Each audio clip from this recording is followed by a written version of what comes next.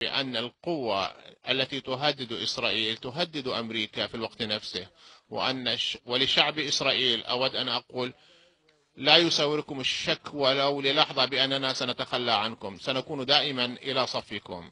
نعم، كان هنالك اختلافات بشأن الاتفاق النووي في البلاد، ولكن الأشخاص الأذكياء يرون وجهات نظر مختلفة، مثل صديقي تشاك شومر الذي سيكون قائدا متميزا في مجلس الشيوخ، وأنا أحترم شعوره وأفكاره وأحترم وجهات نظره المختلفة وأحترم كل من يدافع عن أفكاره ومبادئه، لكنني أجد صعوبة في احترام هؤلاء الذين يتعاطون مع قضية مهمة كهذه بحديث غير جدي، وخصوصا من يسعى إلى ترشح لرئاسة الولايات المتحدة. مجموعة من المرشحين الجمهوريين دعوا إلى تمزيق هذه الاتفاقية في عام 2017 بعد عام من توقيعها. هذه ليست قيادة، هذا تهور، وهذا سيقودنا إلى سبيل وطريق خطر علينا أن نعمل على تفاديه.